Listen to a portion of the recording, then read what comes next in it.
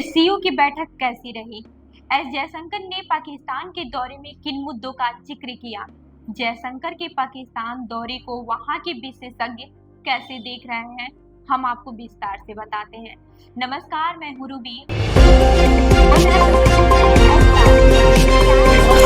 आप देख रहे हैं जन दर्पण, सत्ता का खेल, गणित की नजर, सत्ता गणित।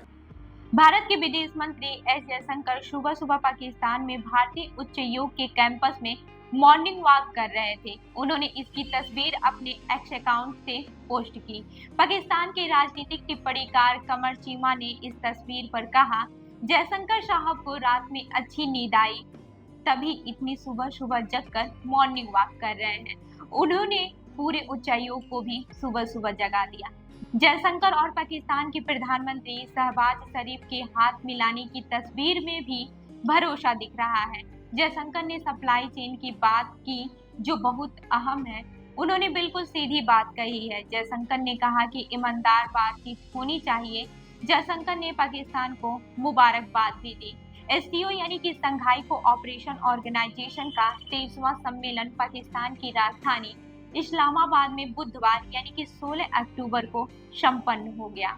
एससीओ के सदस्य चीन, भारत, रूस, Pakistan, Iran, Kazakhstan, Kyrgyzstan, Tajikistan और बेलारूस है। इसके अलावा 16 अन्य देशों को ऑब्जर्वर यानी कि डायलॉग पार्टनर का दर्जा मिला हुआ है।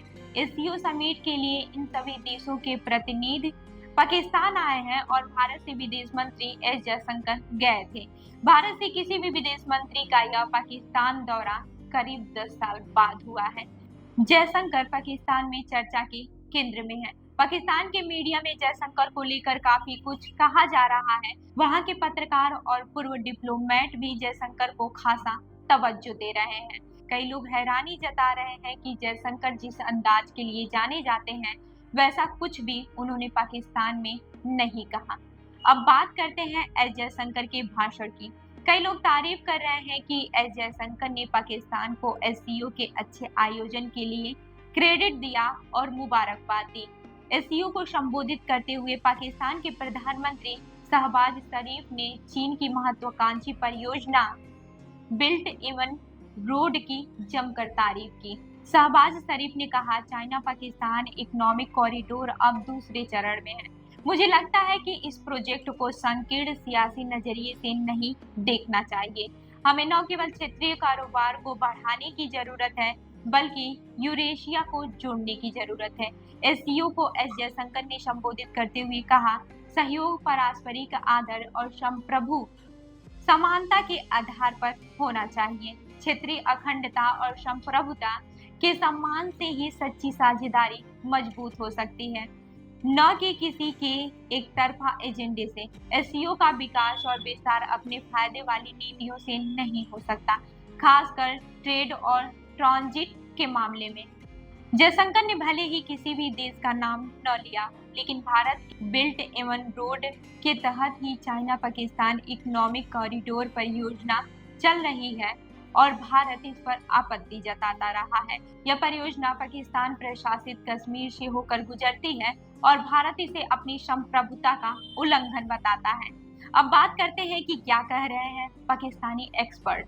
दरअसल मलिहा लोधी ने समा टीवी से बातचीत में एस जयशंकर के भाषण पर कहा, भारत के विदेश मंत्री ने ऐसा कुछ भी नहीं कहा है जो नया है। वह पहले भी ऐसी ही बातें करते रहे हैं। उन्होंने कुछ भी विवादित बयान नहीं कही है। उन्होंने आतंकवाद का मुद्दा उठाया, लेकिन पाकिस्तान का नाम नहीं लिया। पाकिस्तान का नाम वो ले भी नहीं सकते थे। ऐसे फोरम में किसी भी मुल्क के नाम लेने की इजाजत नहीं है। लेकिन भारतीय मीडिया में कहा जा रहा है कि जयशंकर ने चीन और पाकिस्तान को घेरा। जयशंकर ने एससीओ के संबोधन में वैश्विक संस्थाओं में सुधार की बात कही। जाहिर है कि भारत यूएनएसी में सदस्यता चाहता है। वहीं मलिहा लोधी से पाकिस्तान के जियो न्यूज ने पूछा कि जयशंकर के भाषण को वह कैसे देखती हैं। इसके जवाब में लोधी ने कहा कि जयशंकर ने उन्हीं मुद्दों को उठाया जो भारत की नीति रही है। भारत ने आतंकवाद का मुद्दा उठाया, लेकिन व्यापक रूप में उठाया, न कि पाकिस्तान को टारगेट करते हुए। हालांकि भारतीय मीडिया में इसे पाकिस्तान पर निशाने के रूप में देखा गया। जयशंकर ने इस फोरम को बहुपक्षीय ही रखा।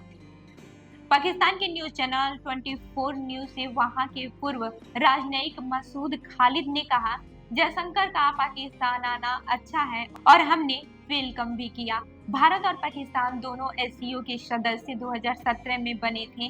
भारत एससीओ का बहिष्कार नहीं कर सकता था, लेकिन जयशंकर के दौरे को पाकिस्तान में कुछ ज्यादा ही हाइप किया गया। कहा जाने लगा कि दोनों देशों के रिश्तों पर जमी बर्फ पिघलेगी। ऐसा तब है जब जयशंकर ने स्पष्ट कर दिया था कि वह द्विपक्षीय दौरे पर नहीं जा रहे हैं। तो ऐसे ही अन्य खबरों के लिए जुड़े रहिए हमारे साथ, देखते रहिए जनदर्पण न्यूज। धन्यवाद।